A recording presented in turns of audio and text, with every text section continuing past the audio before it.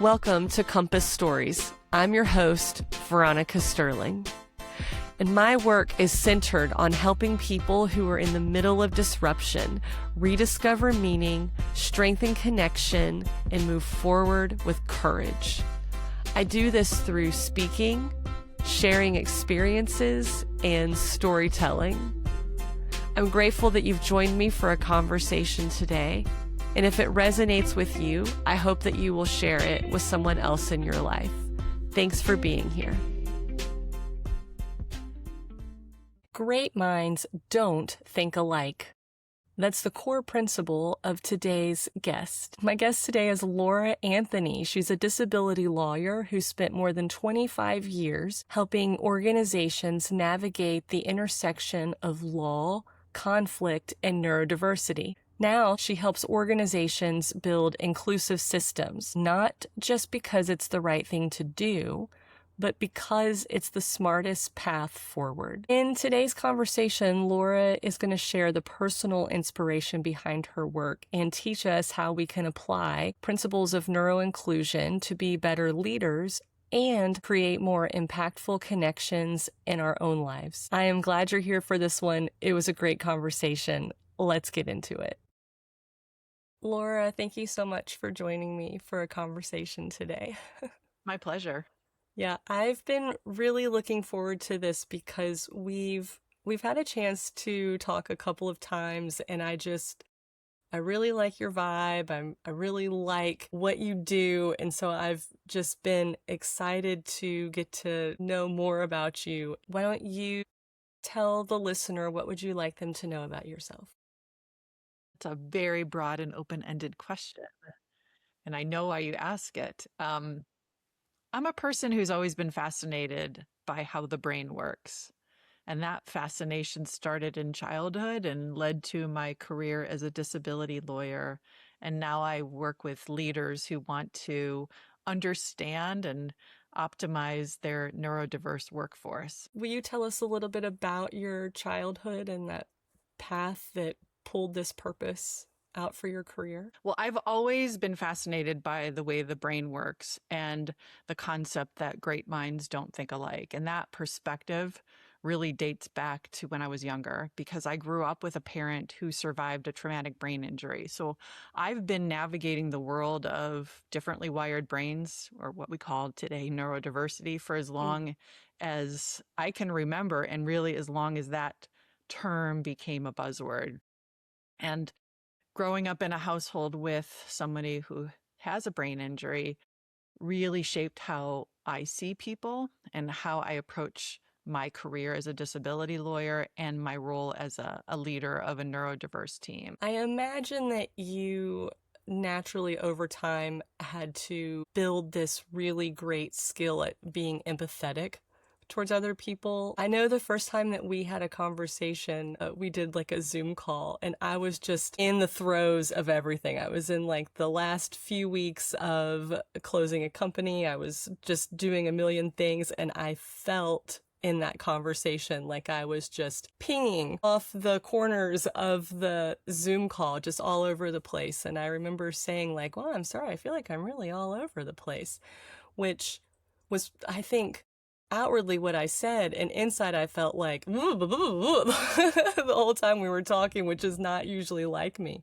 And you just were like, I think that you're having a very normal feeling for, the stimulation that you're going through right now. And I thought, wow, she just really was like okay with the fact that I'm acting like not myself. She doesn't even know that, but you just had a really good way in the very first conversation that we had of like making me feel like this is how it is, and it's perfectly normal to be this way.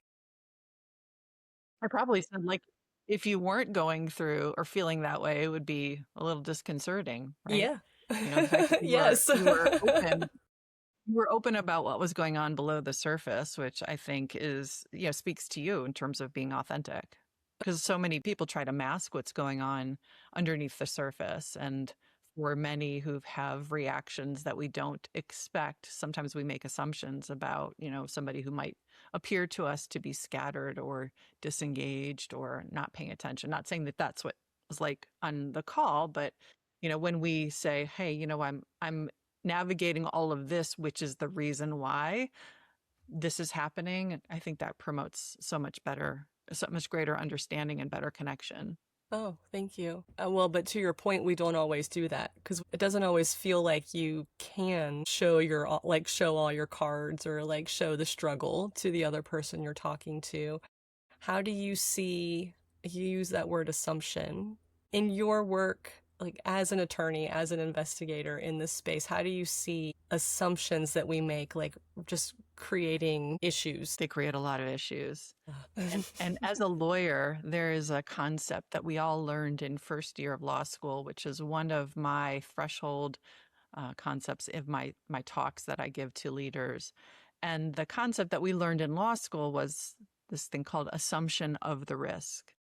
Assumption of the risk is really the concept that when there is a risky situation, whether it's, don't cross the road with this construction going on in this intersection, don't step in this large pit that we've dug for the utility lines. There's signs all around that says, don't do this.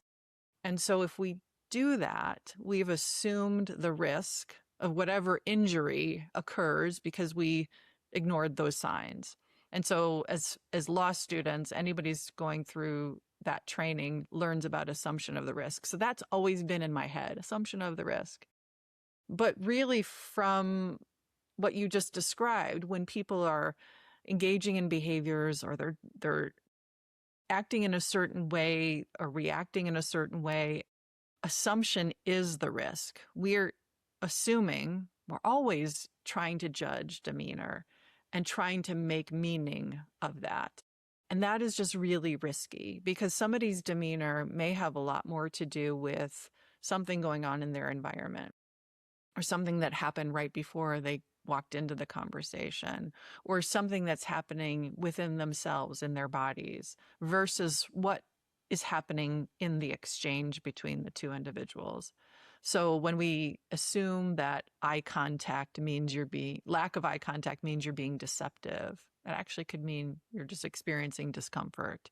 Or when you're going silent in a meeting means that you're just not interested or you're not engaged. Or when somebody is not attending the happy hour, that must mean that they're not a team player. Or those assumptions are super risky because they don't fully grasp what's happening below the surface. And so what I've tried to do as a leader is to create an environment where people do feel open to share what's going on under the surface, to the comfort level of the individual. But that's, I think, the responsibility of leaders, because if leaders want to enhance performance, if they want to create cultures in which differences are, not obstacles, they will assume, using that word again, assume the responsibility for creating spaces where that dialogue is appropriate and welcomed. You're describing not just an HR legal compliance issue. I mean, you're describing how do you want your team to feel when they're at work, and how do you want them to feel like they can work together, like it's a culture issue. If there were only like three things, like if you were like, Veronica, these are the most important things to get right or to know about this work, what would you tell me they are? Well, I'll go back to my 3 threshold concepts. I already told you about assumption is the risk. That's one. But the second one is that great minds don't think alike. And that perspective is really what I learned when my mom had this brain injury. She had been a French teacher. And when she had her brain injury, she was in a coma for quite a while. And when she awoke, she spoke French. Now, I didn't speak French at the time. She had this great mind, but it didn't operate in the ways that we expected after she survived that brain injury. And she never drove again. She really struggled with fine motor skills. She struggled with emotional regulation. She struggled with executive functioning, following multi-step instructions. And but she had this, she wanted to talk about French literature, and she could deliver a well-supported opinion on any topic. And she was very much a great mind, but it didn't operate in how we were used to, and it didn't operate in the way that society accepted. So I've been seeing that disconnect between those who have these great minds and the systems around them and what the systems expect from them. And whether that's a workplace system or a familial system, those are the things that have been really fascinating for me. So that first core concept that I would say people need to broaden their lens about the variation and the differences in the way that we communicate and process information and navigate the world. So that's great minds don't think alike. Assumption is the risk. And then the third core concept that I always turn to when I'm speaking to corporations, and whether it's a global brand or a local school, the message that I give is the same.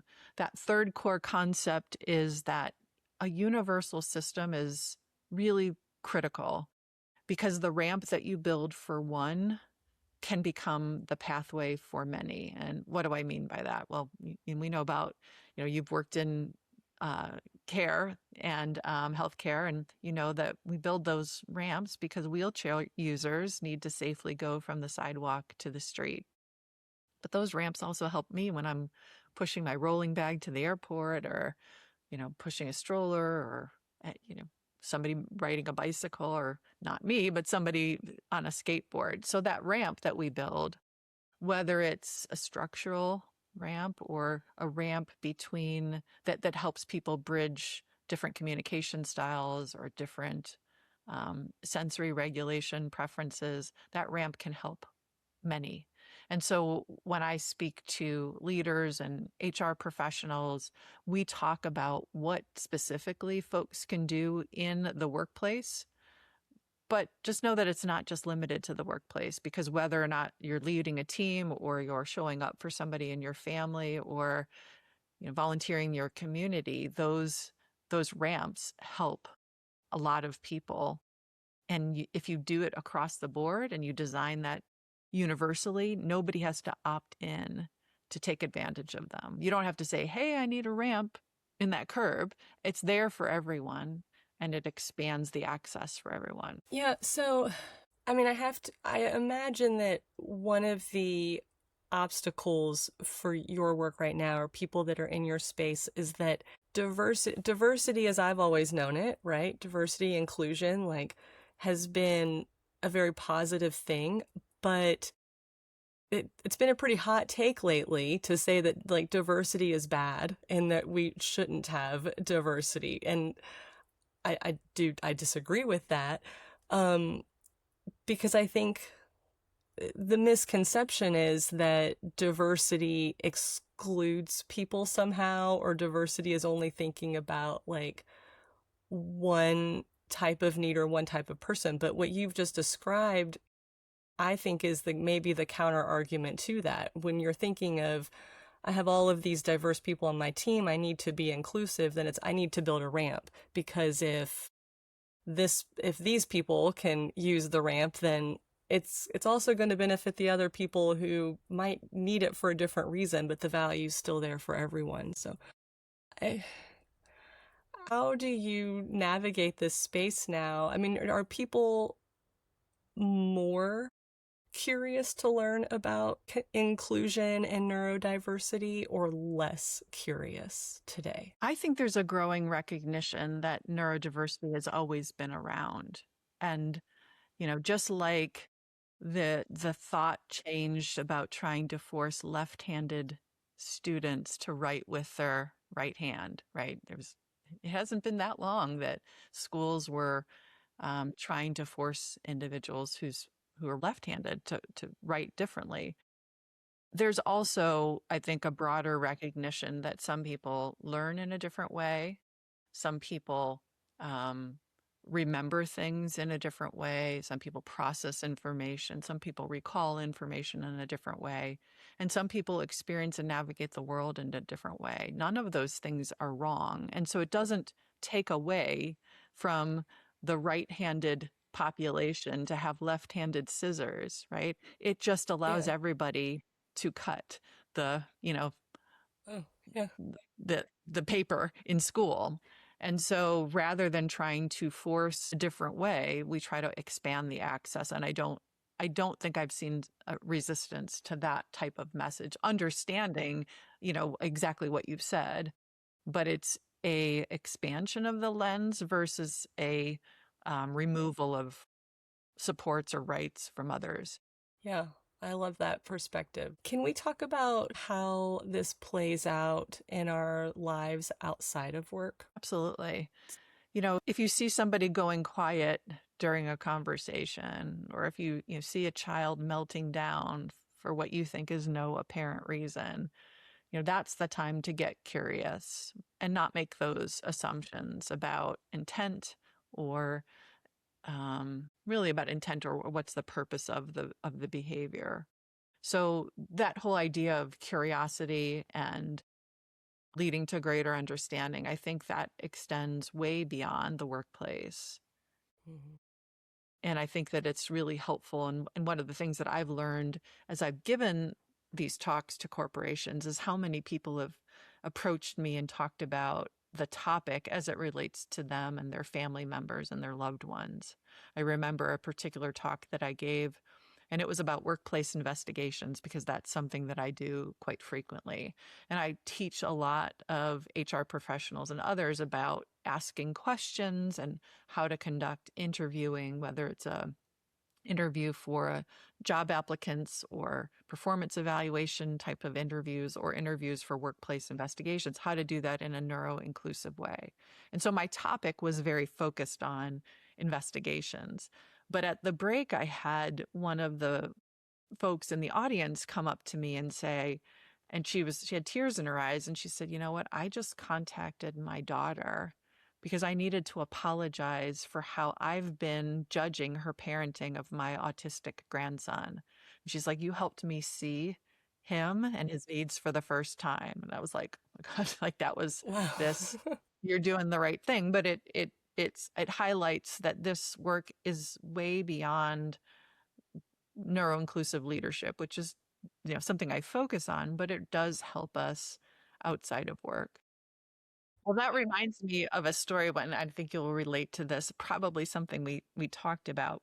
Because of my mom's brain injury, well, so she ultimately wound up in a memory care facility. And Mm. what was interesting was that the progression of her brain injury meant that she didn't follow that traditional path of dementia, with all the stages that Yeah. where are you, stage 1, stage 4, stage 6. And so when I would be there and, navigating the facility, I would be seeing other residents in their different stages. And yet my mom really didn't follow that path. Mm. Hers was more Mhm. like a tropical weather system. It was, storm That's a clouds good. 1 minute and then like sunshine the next.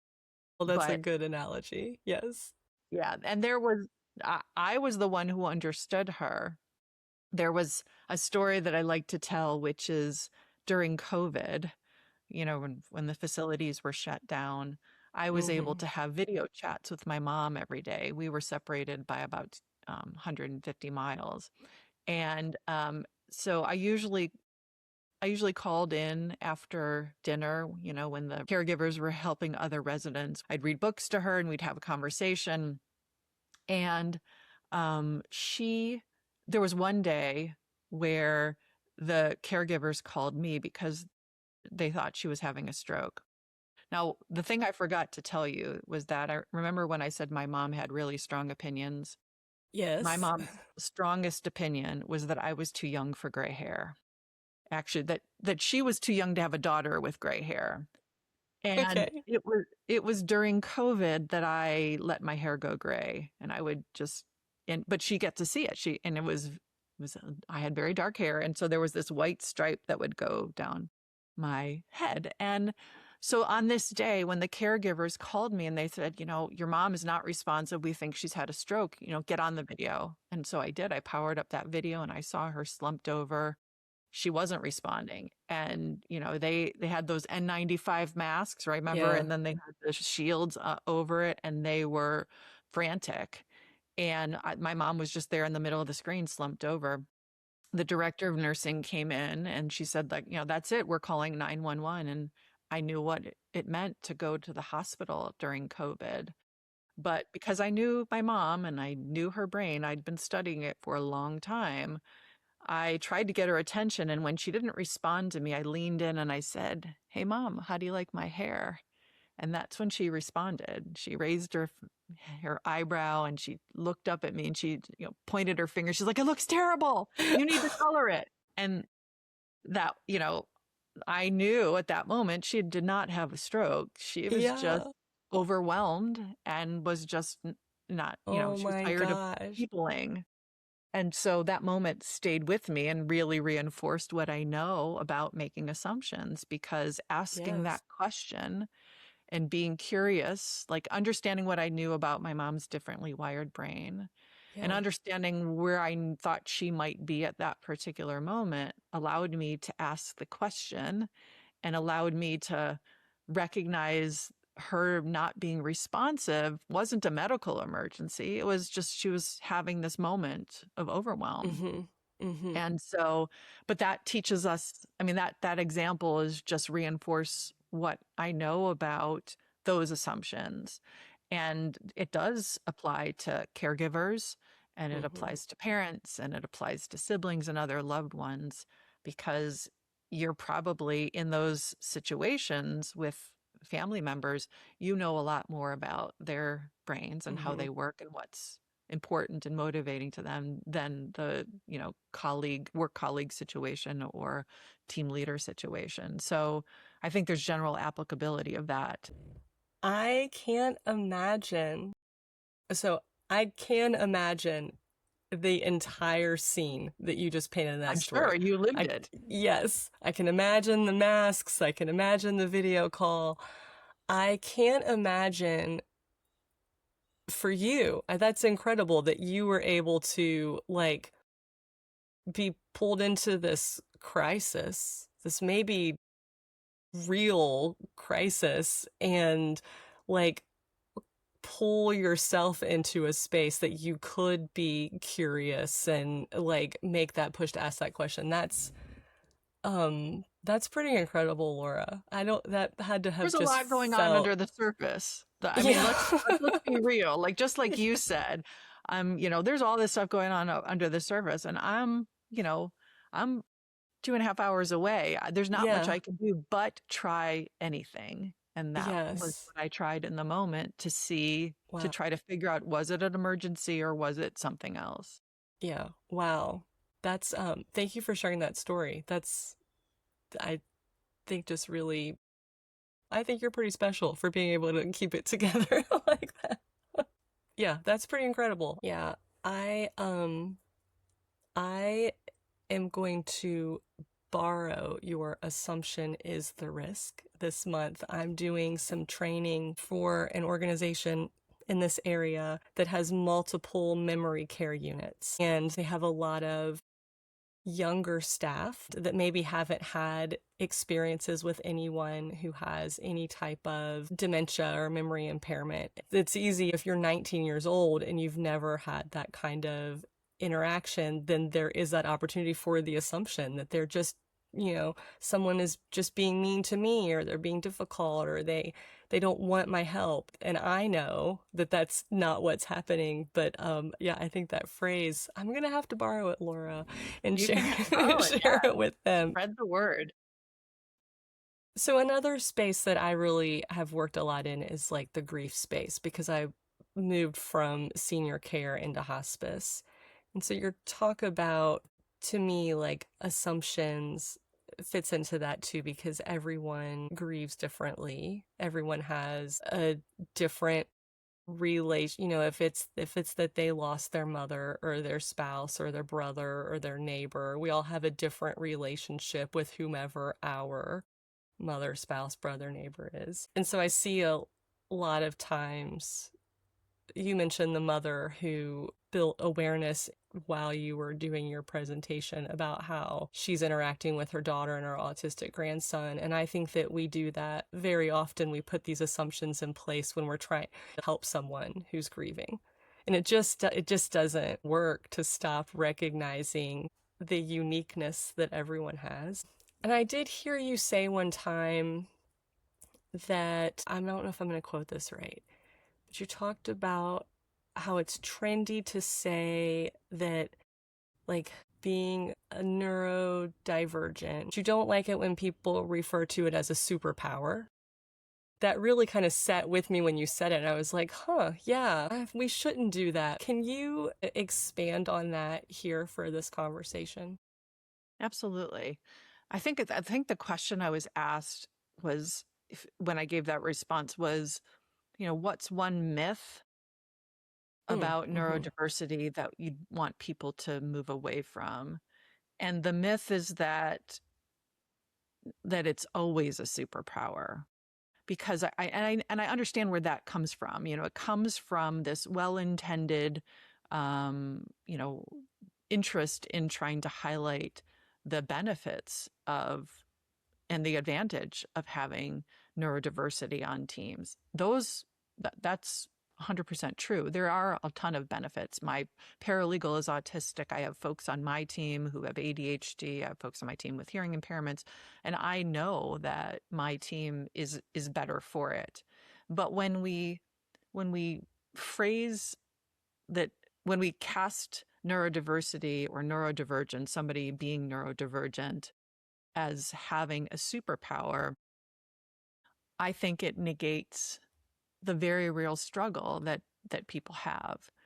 And not everybody has that struggle, but Mm-hmm. for those that do, being told that, oh, your neurodivergence is a superpower, doesn't isn't a feel good. And it is, it really doesn't, it feels dismissive.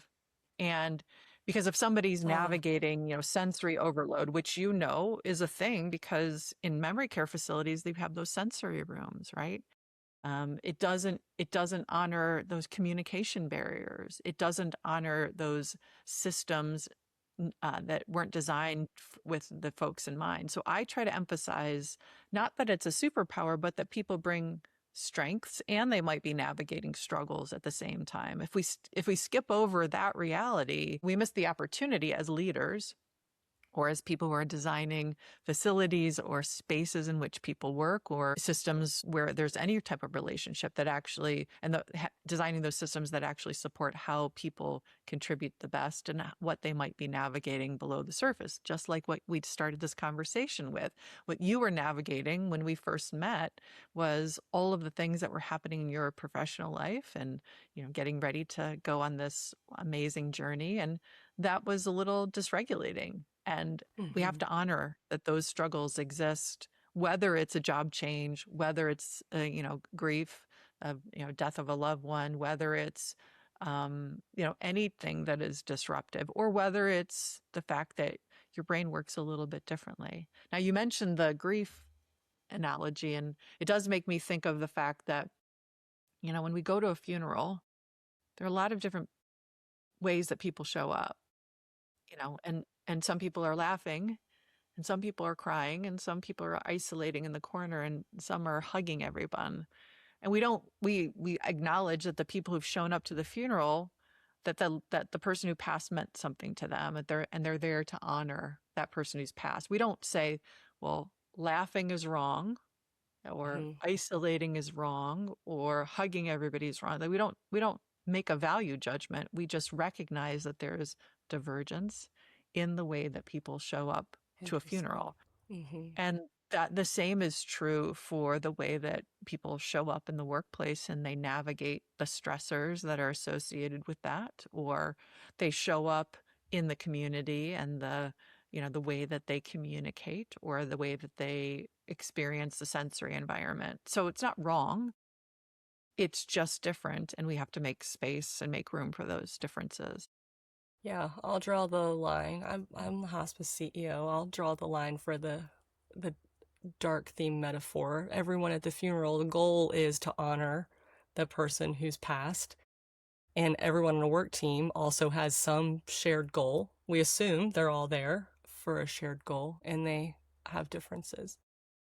You used the word curiosity earlier. That first conversation we had, if I was like, oh, I'm so sorry, I'm just da da da, if you had said something like, oh, you're just like Superwoman this week, well, that wouldn't have been mean. That would have been a polite thing to say, but it also would have been like, it's like a disconnect kind of phrase, isn't it? Because then I would have not been my authentic self. I would have thought, oh, I've got to put a mask back up. Yep, I am. I'm Superwoman. I've got it all together. Even if I'm Everything's still fine. dizzy, everything's fine. Yes.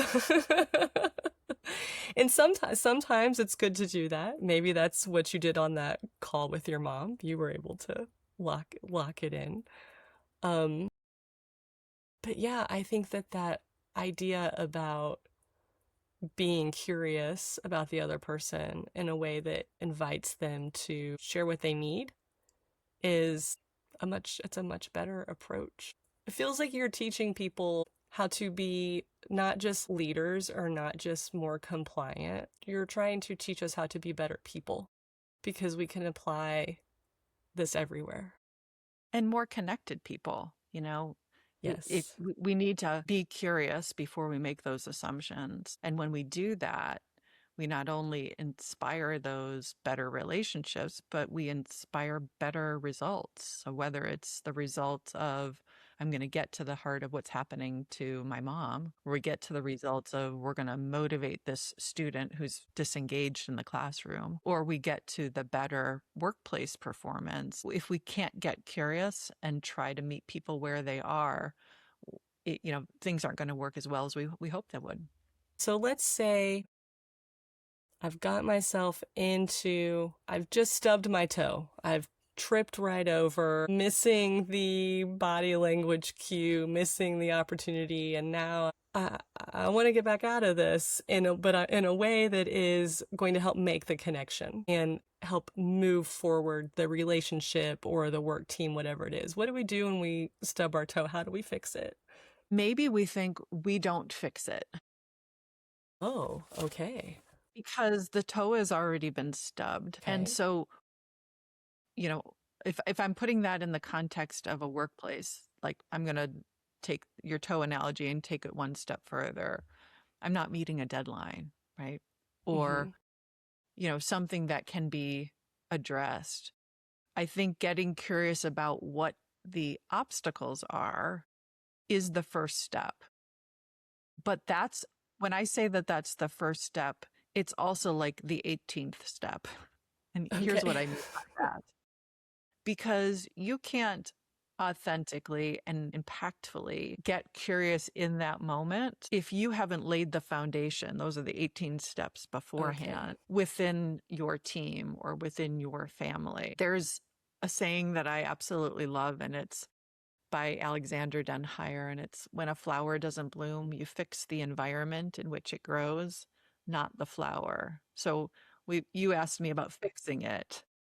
The 18 steps before, or the 17 steps before, is paying attention to the environment, the systems, because that's the heart of this work. We need to stop asking people to change who they are when they have this stubbed toe, right? Mm-hmm. Just to Mm-hmm. fit into the system. Like, put your toe in those high heel pumps. No, we need to create spaces in our system where they already do. And if there's some sort of friction that's going on, meaning it's the way that they process information or communication mismatch, the takeaway is that when we meet people where they are, stubbed toe, grieving, sleep deprived, menopausal, all of that, what we recognize that people need to be met where they are, we inspire better ideas and stronger relationships, and that really is inclusion. But you can't do that without laying the foundation.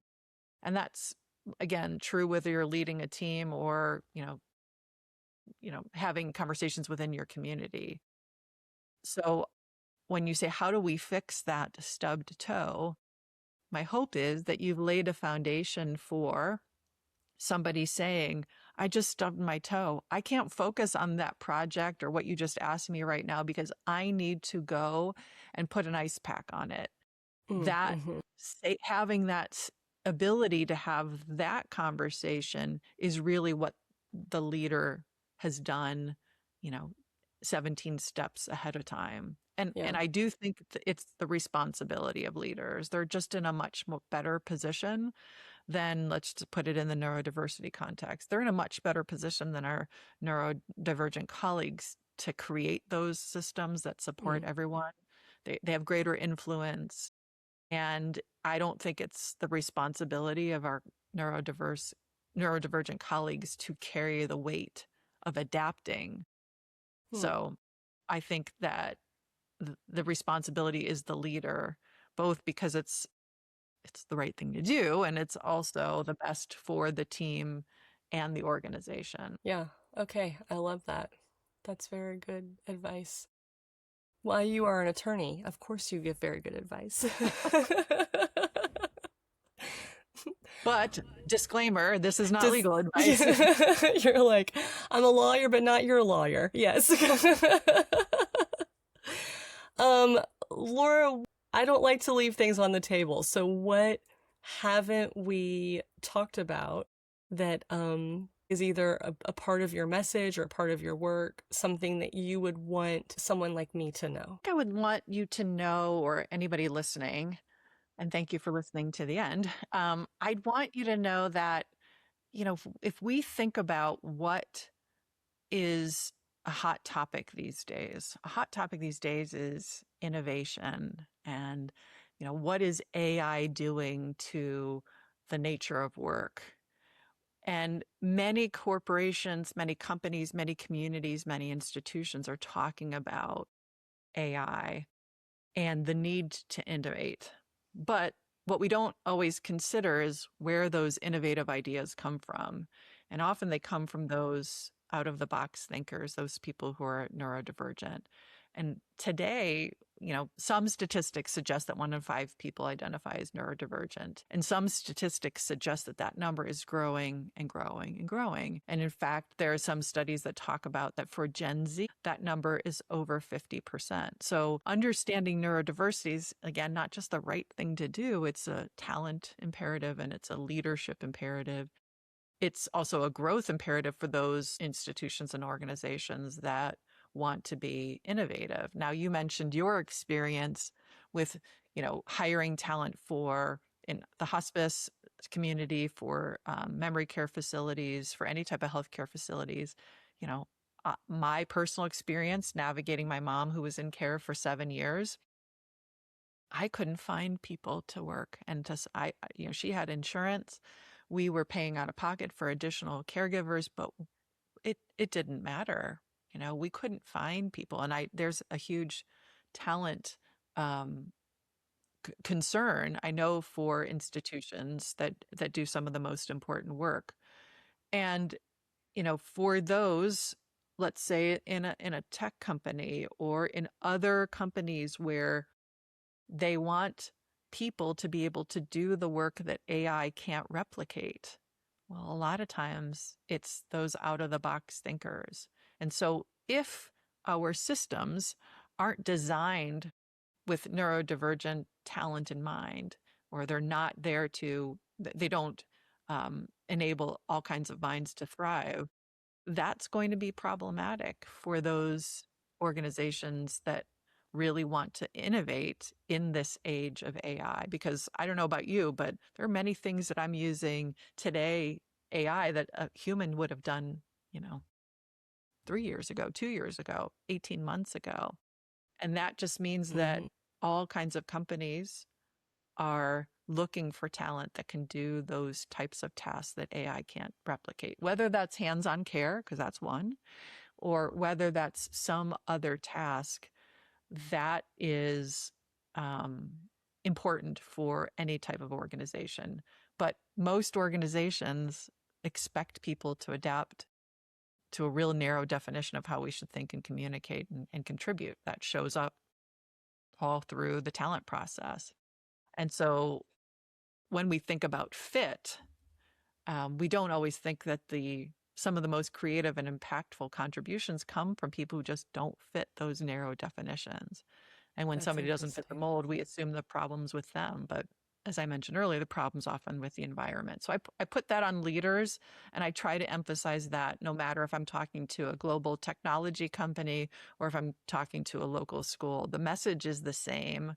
It's that we can broaden our lens. So that's what I like to talk about, because valuing and expecting difference, not just accepting difference, but expecting difference, can change how you connect with others, and it can change the results that you get when you do. Just like it changed how I connected with my mom in that moment, changed her response. And we knew that she didn't need to go to the hospital, but you have to get curious in order to make those connections. I love that.